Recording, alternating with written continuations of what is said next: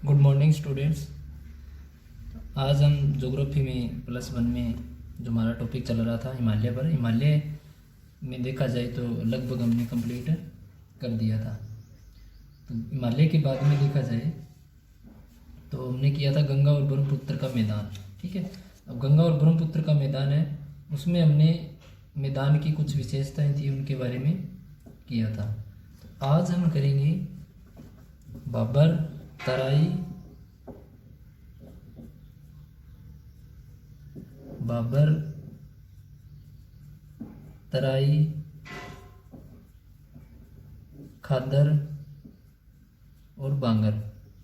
ये हमारे जो मैदानी क्षेत्र है, ठीक है, या नदियों के द्वारा जो मिट्टी लाई जाती है उसका निक्षेप होता है, उन्हीं के ये नाम रखे गए हैं, बाबर, तराई, खादर, बांगर। ठीक है, ये मृदा के प्रकार बताए गए हैं। अगर देखा जाए तो ये मिट्टियाँ पर्वतीय क्षेत्रों से जब शुरू होती है तो जहाँ जहाँ पर जमाव करती है पर्वतीय क्षेत्रों में या मैदानी भाग में, तो इनके अलग अलग नाम रखे गए हैं आकृति के आधार पर या ऊंचाई, या फिर देखा जाए तो क्षेत्र के आधार पर। बाबर, तराई, खादर, बांगर, ये चारों हम देखेंगे आज क्या चीज़ें हैं।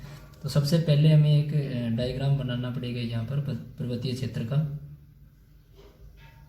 क्योंकि नदियाँ जो पर्वतों से निकलती है, ठीक है, ये लीजिए। और ठीक है, तो इसमें देखेंगे बाबर है वो यहाँ पर पाया जाता है। यहाँ पर जो नदियाँ यहाँ पर आती है, ठीक है, मिट्टी अपने साथ में निक्षेप करती जाती है, तो बाबर यहाँ पर है, या फिर यहाँ की मिट्टी है उसको कहा जाता है। ठीक है, तराई यहाँ पर है, या फिर यहाँ की मिट्टी को कहा जाता है।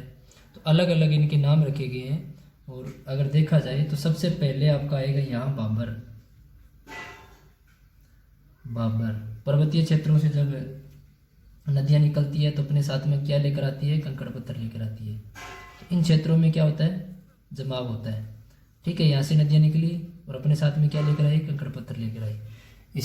इसको जो ये मिट्टियों का जमाव हुआ, निक्षेप हुआ, इसे क्या कह दिया? बाबर। ठीक है, उसके बाद में जब नदी आगे बढ़ती है, ठीक है, तो आगे अपने साथ में जब यहाँ पर मिट्टी का निक्षेप होता है, जो नीचे भाग होते हैं जहाँ पर मिट्टी जमाव थोड़ा सा धरातल थोड़ा सा नीचा होता है, तो यहाँ पर जो मिट्टी आती है उसे कहा है तराई, यानी नदी के उद्गम स्थल से काफ़ी दूरी पर हो गया। ठीक है, इसके बाद में जब देखा जाए इससे आगे जब मिट्टी जाएगी, यानी यहाँ जो मिट्टी का जमाव हुआ, ये बड़े बड़े कंकर थे, यहाँ आकर मिट्टी आपस में बीच में चलते रास्ते के अंदर क्या हुआ? एक दूसरे से टकरा के टूट टूट के थोड़ी सी इनका आकार वो छोटा हो गया। ठीक है, इसके बाद में आगे चलेगी तो यहाँ पर जो निक्षेप होता है नदी के समतल या मैदानी भाग के आसपास इर्द गिर्द, अब मैदानी भाग में नदी ने प्रवेश कर लिया है। ठीक है, ये मैदानी भाग समझ सकते हो आप, तो ये नदी है। तो यहाँ पर क्या है? जब ये निक्षेप होता है मैदानी भाग में, समतल मैदान है, ठीक है, कोई उबड़ खाबड़ भूमि नहीं है, अगर देखा जाए तो इसे कहा है खादर। ठीक है, इसका नाम क्या है? खादर। और अब जो यहाँ पर जो कण आए मिट्टी के, वो इनसे थोड़े छोटे हो गए। ठीक है, इनका आकार, क्योंकि इतने किलोमीटर दूरी तय करके आए हैं तो आपस में टकराए हैं, सन्नी घर्षण कहा जाता है उनको, तो जिसके कारण अब मिट्टी का जमाव यहाँ हो गया। ठीक है, ये कण थोड़े बारीक हो गए। तो इस प्रकार जो ये मिट्टी का कुछ किलोमीटर दूर जाकर ये निक्षेप होता है उसे खादर के दिए मैदानी भाग में। फिर आगे नदी बढ़ती है, फिर आगे,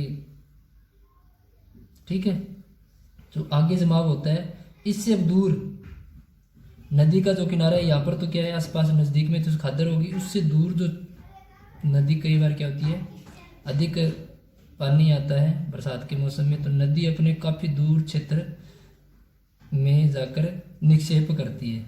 ठीक है, उसे नाम दिया गया है बांगर। ठीक है, तो अब नदी के तट से काफ़ी दूर है, तो यहाँ सोचो कि मिट्टी है वो प्रत्येक वर्ष यहाँ पर जमाव नहीं होता, ये कभी कभी जमाव होता है, इसे बांगर नाम दिया गया है। ठीक है, बांगर। तो अब हम एक एक करके इनकी परिभाषाएं देखेंगे। सबसे पहले हम लेते हैं बाबर। बाबर में क्या होता है? बाबर आपका ये है नदी के नज़दीक का बाबर। बाबर नदियां दिखाई नहीं देती है। अब यहाँ पर क्या, बाबर में नदियां दिखाई नहीं देती क्योंकि पर्वतीय क्षेत्र का कुछ बड़े बड़े कंकड़ पत्थर होते हैं, वो मिट्टी के साथ में यहाँ आ जाते हैं, और जो नदी होती है वो कई धाराओं में यहाँ से निकलती है।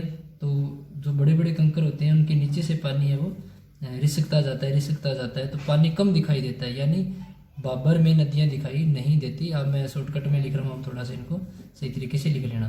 तो बाबर में क्या है, नदियाँ दिखाई नहीं देती। ठीक है, और अगर देखा जाए तो यह क्षेत्र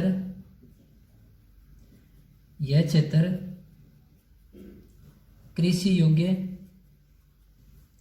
नहीं होते। अब बड़े बड़े मिट्टी के कंकड़ है, पत्थर है, तो वहाँ कृषि फसल कैसे हो जाएगी? क्योंकि एक तो कृषि फसल को बोना भी बड़ा मुश्किल है, दूसरी यहाँ जो नमी है वो काफ़ी इन क्षेत्रों में मिट्टी लंबे समय तक नहीं रख पाती, तो जिसके कारण यहाँ जो पौधों की जड़ें हैं वो उखड़ जाएगी। तो इसलिए यहाँ कृषि करना संभव नहीं है। इसके बाद में देखा जाए तो इन क्षेत्रों में क्या पाई जाती है सबसे अधिक? वनस्पति। तो इन क्षेत्रों में वनस्पति अधिक पाई जाती है। अब बड़े बड़े जो पेड़ पौधे होते हैं अधिक पाई जाती है। अब जो पेड़ पौधे हैं वो आपको यहाँ पर भरपूर मिलेंगे, क्योंकि यहाँ जो पानी है वो धरातलीय भाग के जो कंकड़ पत्थर है इनके अंदर से रिसक रहा है। तो यहाँ पेड़ पौधे हैं उनकी जड़ें काफ़ी गहराई में जाती है, तो गहराई जो जड़ें जाती है जिन पेड़ पौधों की वो यहाँ पर मौजूद काफ़ी मात्रा में मिल जाते हैं। तो जो नदी का उद्गम स्थल है वहाँ पर क्या है, ये बाबर नाम की मृदा है, ये पाई जाती है। ठीक है, अब नंबर 2 पर हमने क्या रखा है? तराई। नंबर 2 पर तराई में क्या है देखते हैं इसकी विशेषता। तराई कुछ नदी से दूर का क्षेत्र पर जब मिट्टियों का निक्षेप होता है तो उसे तराई कहा जाता है। तराई में क्या होता है?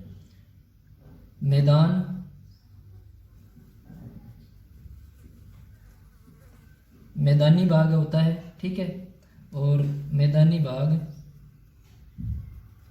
होता है।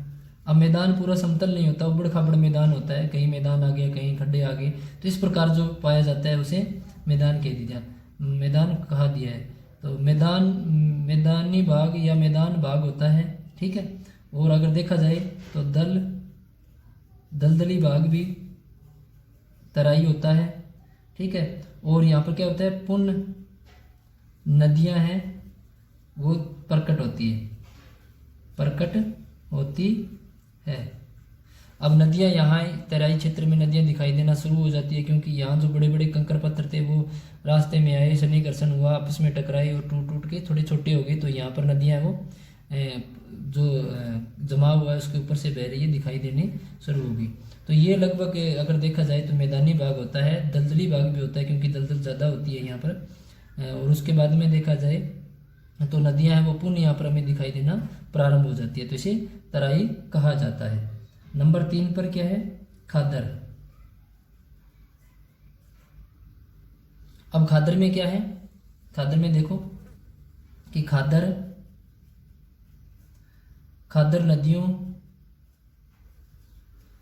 नदियों के तल के बराबर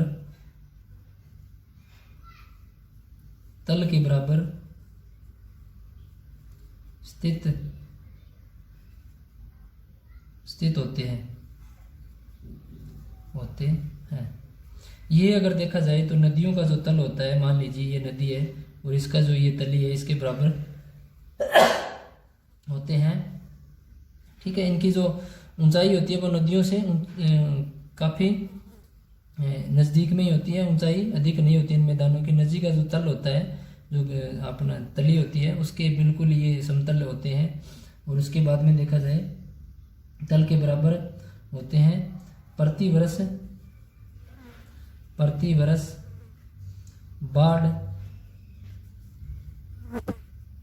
आती है, प्रतिवर्ष बाढ़ आती है और नवीन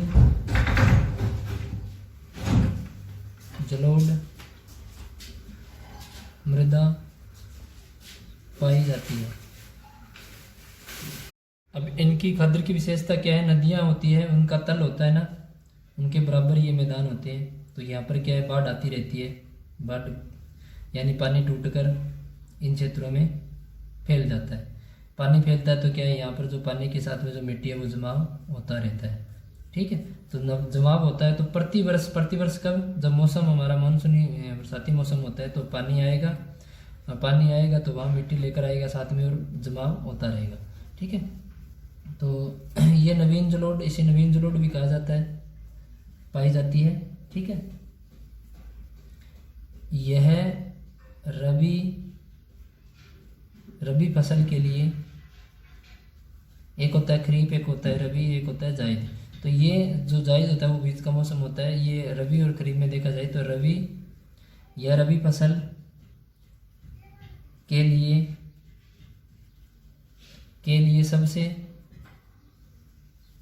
सबसे अधिक उपजाऊ होता है। ठीक है, तो इसमें जो विशेषता होती है वो सबसे बड़ी विशेषता रबी फसल के लिए होती है। और एक इसकी जो विशेषता है, ये नवीन जलोढ़ इस मैदान में या खादर मिट्टी को कहा जाता है। इसके बाद में हम देखें 4 नंबर पर, तो हमारा आता है बांगर, लास्ट में सबसे।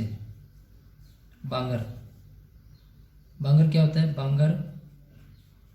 बांगर नदियों के तल से ऊंचाई पर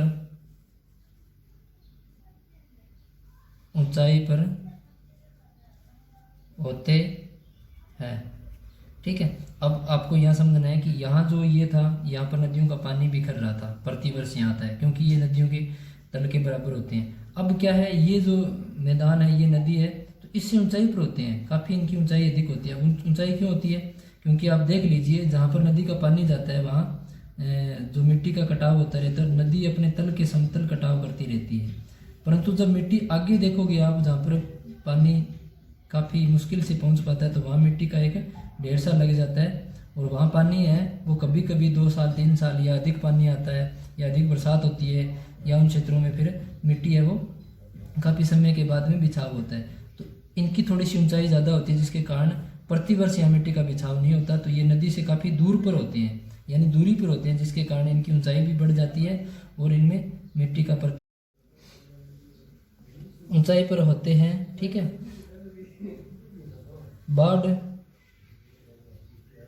बाढ़ का पानी नहीं पहुंचता,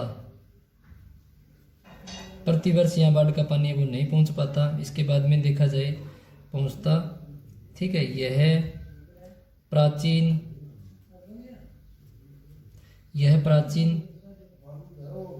जलोढ़, ठीक है, यह प्राचीन जलोढ़ होते हैं, यह प्राचीन जलोढ़ है वो यहाँ पर पाई जाती है। यहाँ फसल खरीफ की सर्वाधिक होती है। अब ये खरीफ की फसल के लिए बहुत ही उत्तम मृदा मानी जाती है, इसे प्राचीन जलोढ़ के नाम से भी जाना जाता है। ठीक है, तो एक बार और देख लेते हैं, बाबर, तराई, खादर, बांगर। बाबर नदियों के उद्गम स्थल के नज़दीकी जो मिट्टी का जमाव होता है, कुछ किलोमीटरों के बाद में जब ये आगे चलते हैं, आगे बढ़ते हैं जलोढ़, तो आपस में टकराते हैं, सन्नी घर्षण होता है और जो आगे मिट्टी का जमाव होगा उसे तराई कहा गया है। ठीक है, इसके बाद में खादर, नदी का जो तल होता है उसके बराबर ये मैदान होते हैं। ठीक है, तो वहाँ पर ये मिट्टी के कण और बारीक हो जाते हैं, रबी फसल के लिए उत्तम है। बांगर, ये नदी किनारे से काफ़ी दूर, और खादर है उसके जो अगला जो क्षेत्र होता है, अगला पड़ाव होता है, मिट्टी का जमाव होता है, उसे हम बांगर के नाम से जानते हैं। ये सर्वाधिक जो फसल की जाती है इसमें वो होती है खरीफ की फसल। ठीक है, तो इस प्रकार आपका ये टॉपिक कंप्लीट।